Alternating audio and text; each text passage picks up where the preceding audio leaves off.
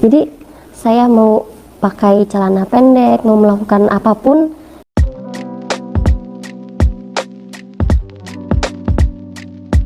Assalamualaikum, selamat datang kembali di channel ini. Kali ini saya akan membahas seorang mualaf lagi guys, yang mana dia mengatakan bahwa sebelumnya ketika dia adalah seorang Kristen, dia mengatakan bahwa dia nggak ngerti yang namanya dosa dan konsekuensinya. Jadi kayak gini, dia ingin mengatakan bahwa loh, aku dulu di Kristen tuh nggak ada aturan, dan kalau bikin dosa ya udah bikin dosa aja, nggak ada konsekuensinya. Dan baru setelah dia pindah agama, di situ baru dia tahu bahwa ada aturan di agama itu dan ada konsekuensi dari dosa itu. Nah dulu ketika Kristen yang saya bingung, orang ini kemana aja? Kok sampai nggak ngerti kalau di dalam Kristen itu ada aturan-aturan dan larangan-larangan yang mengakibatkan dosa, dan kemudian ada konsekuensi. Dan bahkan di dalam Alkitab tuh jelas banget konsekuensi atas dosa. Mari kita langsung aja nonton videonya. Ketika beragama dulu itu, uniknya saya itu nggak tahu apa itu dosa. Jadi saya mau pakai celana pendek, mau melakukan apapun, itu saya nggak tahu akan ada, oh ternyata berbuat ini tuh dosa loh gitu. Itu saya nggak tahu gitu. Karena ketika saya percaya bahwa Tuhan Yesus itu ada, saya udah dijamin masuk surga. Jadi saya nggak tahu apa itu dosa gitu. Dan setelah masuk Islam, yang selalu membuat saya tenang ketika berbagai macam ujian itu yang paling utama sholawat sama Nabi Muhammad gitu. Jadi lagi capek, lagi kesel, saya sholawat gitu, supaya jadi penahan saya ketika ingin marah, gak jadi gitu. Karena sholawat itu yang utama, sholawat tibil kulub ya. Ya, karena berhubung Mbak ini nggak ngerti ya apa yang dimaksud dengan dosa, konsekuensinya, dan apa yang ditulis di dalam Alkitab. Jadi saya kasih tahu aja, walaupun Mbak ini udah mualaf, ya udah saya kasih tahu supaya agak ngerti dikit soal kekristenan. Dan kita harus bahas terlebih dahulu melalui perjanjian lama, dan kita akan nanti masuk ke dalam perjanjian baru berkaitan dengan dosa. Jadi ikuti sampai akhir, jangan sampai salah paham, jangan sampai ketinggalan. Yang pertama kita harus tahu bahwa konsekuensi dari dosa, yaitu yang pertama kali diberikan kepada Adam dan Hawa. Ketika Adam dan Hawa jatuh dalam dosa, tentunya Tuhan sudah mengatakannya, ketika engkau makan buah ini, maka engkau akan mati. Dan ini adalah konsekuensi yang jelas bahwa seorang yang berdosa, dia pasti akan mati. Tapi sebelumnya saya ajak untuk kita melihat terlebih dahulu apa yang diberikan Tuhan kepada Adam dan Hawa ketika mereka jatuh dalam dosa. Di dalam Kejadian 3 ayat 16-17 ya, firman-Nya kepada perempuan itu, susah payahmu waktu mengandung akan kubuat sangat banyak, dengan kesakitan engkau akan melahirkan anakmu, namun engkau akan berahi pada suamimu dan ia akan berkuasa atasmu. Inilah hukuman yang pertama untuk perempuan, yang mana Hawa ketika jatuh dalam dosa, Tuhan menghukumnya dengan mengatakan bahwa susah payahmu ketika mengandung. Ketika engkau hamil, maka engkau akan kesakitan. Dan bahkan ketika melahirkan pun akan mengalami yang namanya kesakitan. Loh, terus bagaimana dengan orang yang operasi? Kan orang operasi nggak sakit tuh kan. Nah, teman-teman juga harus tahu bahwa ketika dia mengandung selama 9 bulan, dia tetap mengalami kesakitan kan. Dan juga ketika setelah melahirkan, setelah dioperasi, tentunya di situ akan lebih sakit dibandingkan mereka yang normal. Kalau normal kan ya sehari 2 hari udah beres kan. Tapi kalau operasi kan lebih panjang dari itu. Dan intinya tetap sakit. Ayat 17, lalu firman-Nya kepada manusia itu, karena engkau mendengarkan perkataan istrimu dan memakan dari buah pohon yang telah kuperintahkan kepadamu, jangan makan daripadanya, maka terkutuklah tanah karena engkau. Dengan bersusah payah engkau akan mencari rezekimu dari tanah seumur hidupmu.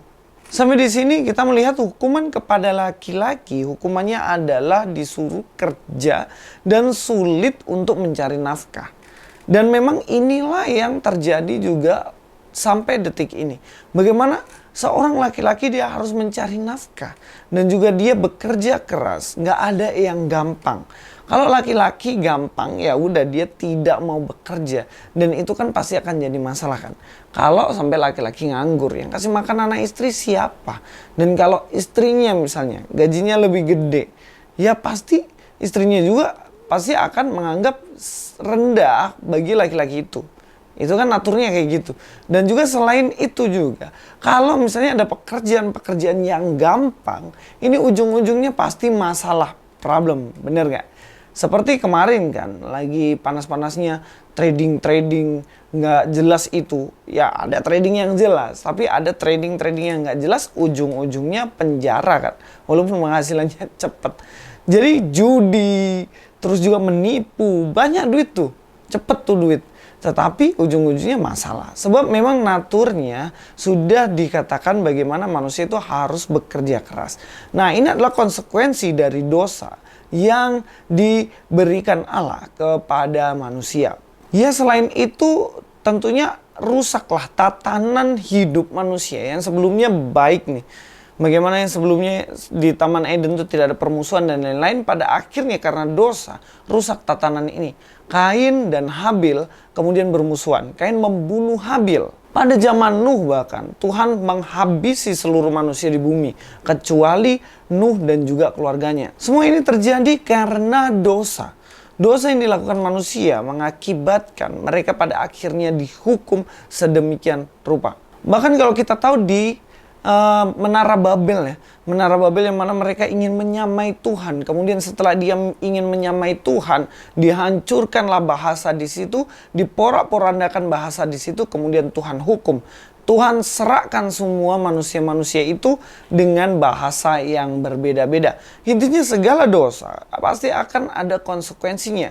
Dan yang lebih parah dari itu, bahwa seperti yang dikatakan pada Adam dan Hawa, pada akhirnya ketika engkau makan buah ini, ketika engkau melanggar aturan, ketika engkau berdosa, maka engkau akan mati.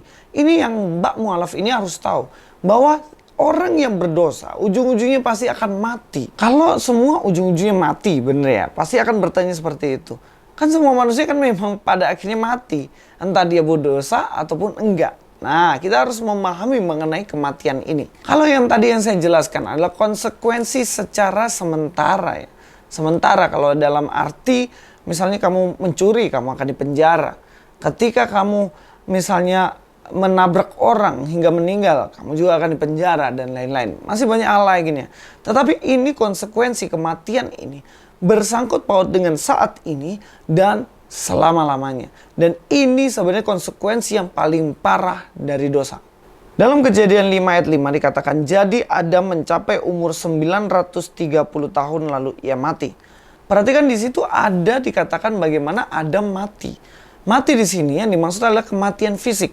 Yang mana seseorang yang memiliki dosa, semua manusia yang berdosa pasti ujung-ujungnya dia akan mati. Mati secara fisik. Jadi mati yang artinya terpisah, maka terpisahlah antara roh dan tubuh, dan disitulah yang disebut dengan kematian fisik. Memang Adam dan Hawa tidak mati pada saat dia memakan buah itu. Nanti saya akan jelaskan kenapa kok demikian, ya karena nanti akan ada pengorbanan. Tetapi toh pada akhirnya ketika mencapai batas waktu tertentu, Adam mati. Maka semua orang yang berdosa pasti akan mengalami yang namanya kematian ini. Saya dan semua orang pasti akan mengalami yang namanya kematian. Yaitu karena konsekuensi dari dosa. Yang kedua, kematian yang kedua adalah kematian rohani. Nah, kematian rohani ini artinya terpisahnya antara manusia dengan Allah. Di dalam Kejadian 3 ayat 23 dikatakan, lalu Tuhan Allah mengusir dia atau manusia itu ya, dari Taman Eden supaya ia mengusahakan tanah dari mana ia diambil. Ia menghalau manusia itu dan di sebelah timur Taman Eden ditempatkannya beberapa kerub dengan pedang yang menyala-nyala dan menyambar-nyambar untuk menjaga jalan ke pohon kehidupan. Dari sini dijelaskan bagaimana Adam dan Hawa kemudian diusir dari Taman Eden untuk memisahkan antara manusia dengan Allah. Karena Allah yang kudus, manusia yang berdosa kemudian dipisahkan. Dan di situ bahkan dibatasi oleh kerub-kerub. Dan ini sebenarnya menggambarkan bagaimana keterpisahannya antara manusia dengan Allah. Yang terjadi kematian rohani. Yang ketiga adalah kematian kekal. Kematian kekal ini yang paling parah. Kalau kematian fisik dan kematian rohani itu bersifat sementara. Tetapi kematian kekal itu selama-lamanya. Dalam Wahyu 20 ayat 14, lalu maut dan kerajaan maut itu dilemparkanlah ke dalam lautan api. Itulah kematian yang kedua, lautan api. Dan ini adalah kematian kekal yang mana kita selama-lamanya akan mati di situ. Atau yang kita sering sebut sebagai neraka. Atau yang kita sebut sebagai penyiksaan kekal.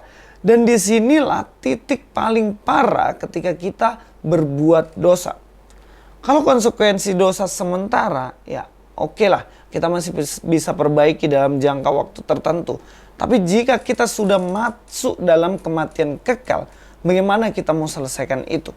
Dan sekarang sebenarnya adalah saatnya di mana kita bisa terbebas dari konsekuensi dosa di kematian kekal ini. Dan gimana solusinya? Solusinya simpel sebenarnya. Dalam Efesus 1 ayat 7, sebab di dalam Dia dan oleh darahnya kita beroleh penebusan, yaitu pengampunan dosa menurut kekayaan kasih karunia-Nya. Yang bisa mengampuni dosa kita hanyalah Yesus Kristus Tuhan kita. Yang mana melalui pengorbanannya kita akhirnya diselamatkan dan dibebaskan dari kematian kekal ini. Dan kita harus percaya akan pengorbanan ini. Kita tidak percaya hanya sebatas nabi. Kita tidak percaya Yesus hanya sebatas manusia biasa. Tetapi Yesus yang adalah Tuhan yang datang mengorbankan dirinya untuk menyelamatkan kita. Inilah solusi satu-satunya yang bisa membuat kita lepas dari kematian kekal ini. Jadi Mbak ini kalau dibilang gak ada konsekuensi dari dosa, itu jelas gak ngerti apa-apa tentang kekristenan. Sampai di sini dulu video saya. Mudah-mudahan apa yang jadi ulasan-ulasan saya boleh membuat kita semakin mengerti kebenaran dan juga mengenal Kristus lebih dalam lagi. Dan jangan lupa juga untuk terus mengikuti channel ini dan video-video yang lainnya silakan dicek dari awal diupload sampai saat ini. Dan sampai di sini dulu pertemuan kita dalam video ini. Sampai jumpa di video selanjutnya.